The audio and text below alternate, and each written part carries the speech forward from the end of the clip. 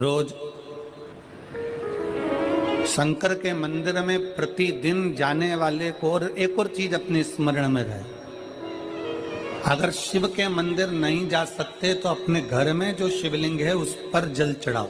और यदि आप अपने शंकर के घर में शिवलिंग पर भी जल नहीं चढ़ा पा रहे हो तो किसी बेलपत्री का वृक्ष हो, उस वृक्ष के नीचे भी जल चढ़ाओ। और कभी मौका मिल जाए, कभी भगवान शंकर की बड़ी करुणा हो जाए, भगवान शंकर की बड़ी उदारता हो जाए, भगवान शंकर की बड़ी कृपा हो जाए, बड़ी कृपा हो जाए,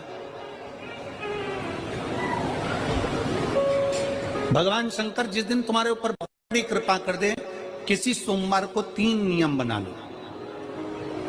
जिस दिन मेरा भोले बाबा तुम पर कृपा कर दे उस दिन सोमवार का एक नियम बनाओ कि महीने का एक सोमवार मुझे ऐसा करना है, 3 नियम धारण करना है महीने के सोमवार को। पहला, सुबेरे जाकर शंकर भगवान को 1 लोटा जल चढ़ाना है।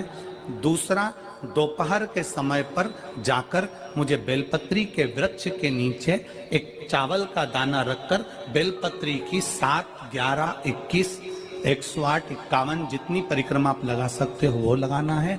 और तीसरा, बेलपत्री के वृक्ष के नीचे और शंकर के मंदिर के दरवाजे पर मुझे एक घी का दीपक लगाना है। बस ये 3 नियम जिसने महीने में एक बार ले लिया, समझ लो उसको पीछे हटने की जरूरत ही नहीं, वो आगे ही बढ़े।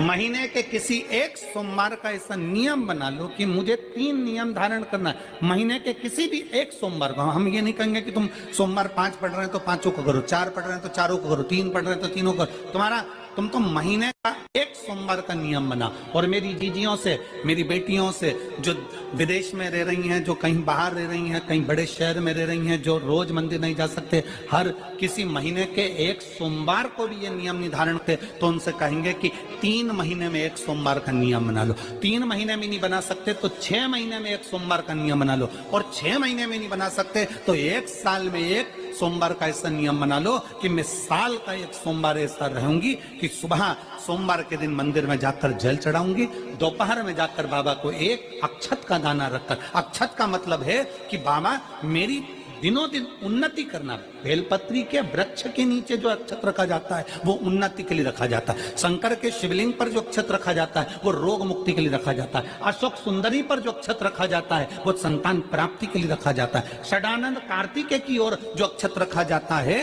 वो हमारे बच्चों की सुख समृद्धि के लिए रखा जाता है। विनायक की ओर, गणेश जी की ओर जो अक्षत रखा जाता है वो हमारे घर में कोई मंगल कार्य आ जाए उसके लिए रखा जाता है। और जो पीठिका होती है जिसपे शिवलिंग रखा होता है, पार्वती जी का हस्तकमल, उस पर अक्षत रखा जाता है तो नारी के अखंड सौभाग्य के लिए रखा जाता है। अक्षत रखने का भी तरीका है। एक चावल का दाना कहाँ रखा जाता है, क्यों रखा जाता है, कैसे रखा। अब कई लोग कहते हैं गुरुजी ये शिव महापुराण में आप ये नियम बताते हो, तरीका बताते हो। हम तो उनसे कहेंगे डॉक्टर के पास जाओगे तो डॉक्टर भी गोली लिखकर ये नहीं कह देगा कि ये सारी गोली एक साथ खा जा। डॉक्टर भी कहेगा ये गोली सुबह खाना है, ये गोली शाम को खाना है, ये गोली दोपहर में खाना, ये गोली भूखे रहकर खाना। बोलो सही है कि गलत है? ये रात्रि को खाना खाने के बाद खा लेना, ये खाना खाने के पहले, ये नाश्ते के पहले। और सुनो, ये दवाई, ये वाली पीछे वाली जो दवाई लो ना इसको दूध से लेना, ये वाली जो दवाई लो ना इसको पानी से लेना। और सुनो, ये डब्बी है इसको पानी में मिलाकर फिर पीना। दवाई लेने का भी तरीका है, उसी तरह शिव महापुराण में एक एक अक्षत का भी तरीका है और एक एक बेलपत्री का भी तरीका है। अब मान लो कई लोग कहते हैं गुरुजी आप ये तरीका बताते हो शिव पुराण के माध्यम से, कई लोगों के मन में संशय जागता है, तो अगर हम एक साथ चावल चढ़ा दे तो उसका क्या तरीका है? तो हमारा निवेदन है डॉक्टर जो दवाई ले एक ही बार में निपटा जाए, एक ही बार में खा ले। दवाई एक बार में पूरी खा गए असर नहीं करेगी, इसमें डॉक्टर का कोई दोष नहीं है। उसने तो बताया था ऐसे लेना, ऐसे लेना। और तुमने, मैं डॉक्टर साहब ने पूछा दवाई पूरी ली, शाम की दवाई भूल गई थी, सवेरे की दवाई भूल गई थी, ये दवाई भूल गई थी। डॉक्टर कहेगा हमने तो नियम बताया था, तुमने नहीं खाई तो असर कहां से करेगी? तुम असर कब करती है? जब हम पूजन के तरीके को जान जाए, जब हम अर्चना के तरीके को जाए। आप साल भर का एक सोमवार निकाल लो, 6 महीने का एक सोमवार निकाल लो, 3 महीने का एक सोमवार निकाल लो, महीने का एक सोमवार निकाल लो, अपने से दिल में बन जाए तो एक सोमवार ऐसा निकालो जिसके 3 नियम धारण हो। पहला, उसी सोमवार जिसको कर रहे हो उस दिन सुबह जल चढ़ाना। दूसरे, दोपहर के समय पर जाकर बेलपत्री के वृक्ष के नीचे एक चावल का दाना रखना और परिक्रमा बेलपत्र की जितनी तुमसे बन जाए, जितनी तुम्हारे शरीर की कैपेसिटी हो, जितना तुम्हारा शरीर चलते बन जाए।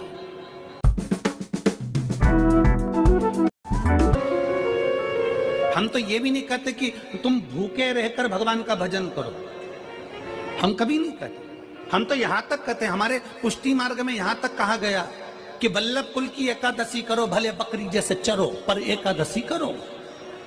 हम तो यहां तक कहते हैं कि बहुत समय से कल मेरी एकादशी है, एकादशी है, एकादशी है, एकादशी है, पूरे घर को हिलाकर रख दिया, एकादशी है, एकादशी, एकादशी है। बहू टेंशन में, बेटा डिप्रेशन में, पति पपीता ला ला के, सेव फल ला ला के, मूंगफली का दाना ला ला के, काजू कतली ला ला के, सेव फल ला ला के, और सारा सामान, साबूदाना और खिचड़ी और ना चिप्स ना जाने क्या क्या ला ला के, बेचारा पति एकादशी आती है वो नौमी से चिंता में पड़ जाता है।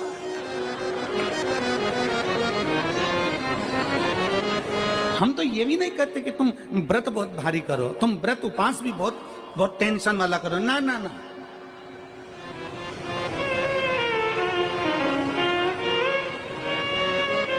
अपने को व्रत उपास भी इतना बहुत बहुत भूखे रह रहे हो, बहुत प्यासे रह रहे हो, और मालूम पड़े कि भगवान हमें मिलेगा, भगवान हमें मिलेगा।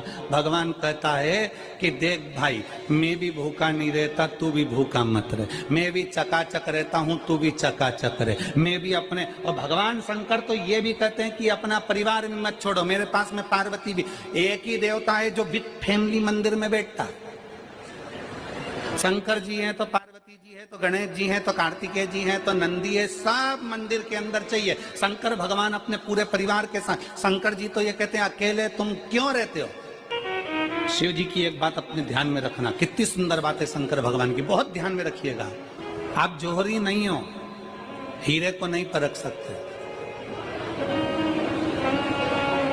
हम भी जौहरी नहीं है, हम हीरा को नहीं समझ सकते। पर भगवान शंकर ने पृथ्वी पर जिसको जन्म दिया उसको जौहरी बनाकर पैदा किया है, उसको जौहरी बनाकर भेजा है कि आप भले हीरा को न समझो चलेगा, पर अपने नजदीक में कोई दुखी है तो उसकी पीड़ा को जरूर समझना। भगवान शंकर कहते हैं उसकी पीड़ा का स्मरण रखना।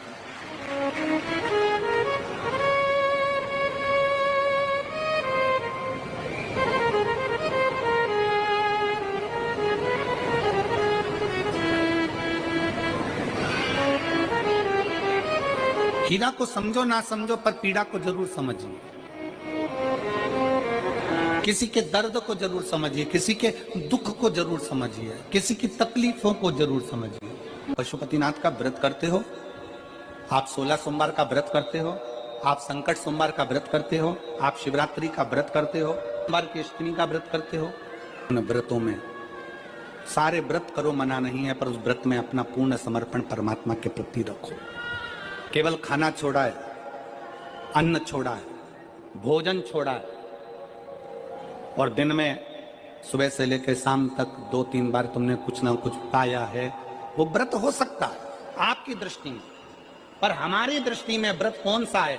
शिव महापुराण की कथा कहती है कि सुबेरे आपका व्रत चालू हुआ, दूसरे दिन ब्रह्म मुहूर्त तक जो आपका व्रत आपने रखा है, भगवान का जो व्रत कर रहे हो, उस व्रत में एक बात अपने अंदर उतार कर रखो कि इस दिन मैं अपने मोबाइल का त्याग करती हूँ, पूरे दिन मैं मैसेज नहीं पढ़ूंगी, मैं देखूंगी नहीं, मैं अपशब्द नहीं कहूंगी, मैं जानूंगी नहीं। दूसरा, आज के दिन मेरा व्रत है, आज 1 महीने में, 15 दिन में, 2 दिन में, 20 दिन में मैंने अगर किसी से भी अपशब्द कहा होगा, आड़ा टेढ़ा कहा होगा, तो सबसे पहले आज व्रत वाले दिन मैं उसको सॉरी कहूंगी, क्षमा मांगूंगी और अपने हृदय से लगाने का प्रयास करूंगी। व्रत है।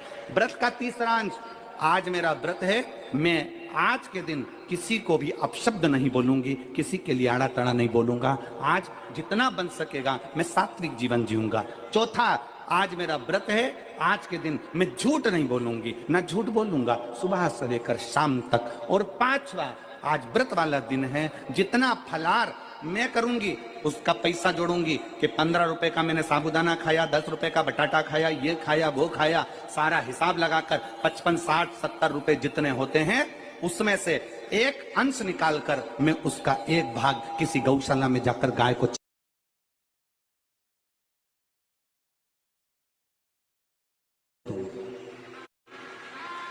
आपका व्रत, आपकी साधना, आपका तप, आपका बल, आप कैसा कर रहे हैं? केवल भूखे रहने पर भगवत पद की प्राप्ति नहीं होती। शिव महापुराण की कथा कहती है कि भूखे रहने से भगवान की प्राप्ति नहीं होती। शिव पुराण की कथा कहती है भगवान को पाने की भूख बढ़ाने से भगवान की प्राप्ति होती है। भीतर से परमात्मा को पाने की भूख बढ़ाइए, भगवान को पाने की भूख बढ़ाओ भीतर से।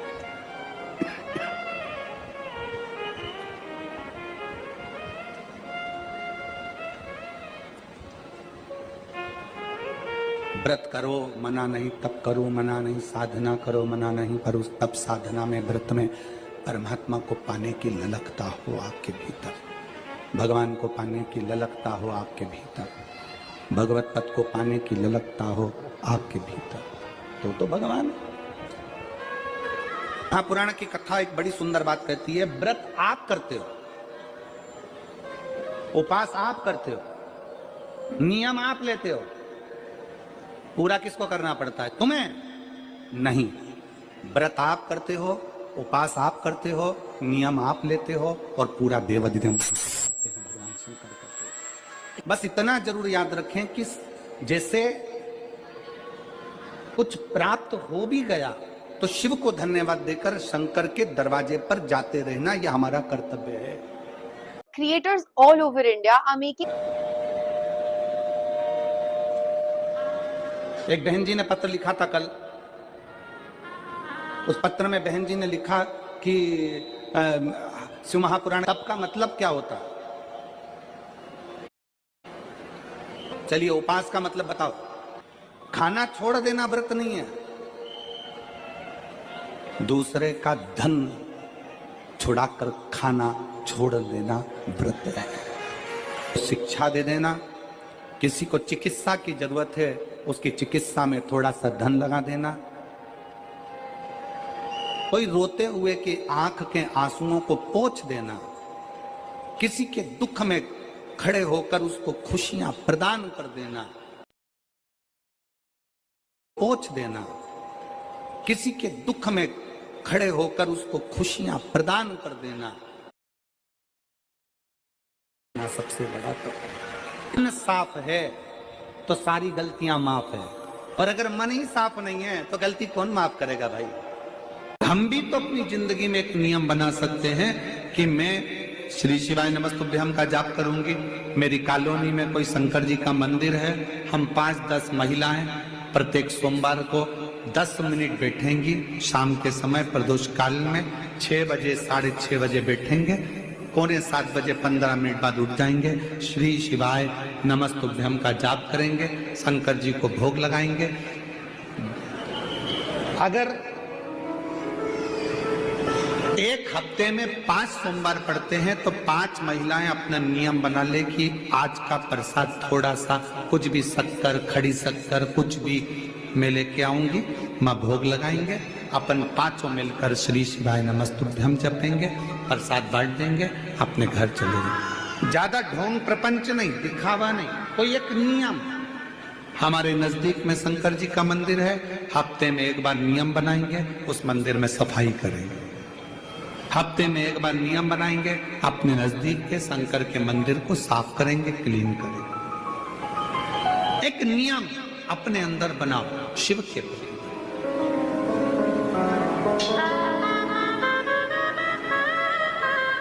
अपने भीतर जब हम नियम बना लेते हैं कि श्री शिवाय नमस्तुभ्यम जपना है, शिव को एक लोटा जल चढ़ाना है, शंकर की आराधना करना है, तो शिव हमारे लिए भी कोई ना कोई नियम जरूर बनाते हैं और हमारा कल्याण जरूर करते हैं। एक नियम बने, इस कथा को सुना तुम्हारे पति को फल प्राप्त हो। कलिकाल में संसार में जो शिव महापुराण की कथा को सुनता है, श्रवण करता है, करवाता है, बांटता है, सुनता है, वो जितने जीव इस कथा को श्रवण करने आते हैं, केवल उनका ही नहीं, उनकी 71 पीढ़ी का कल्याण शिव।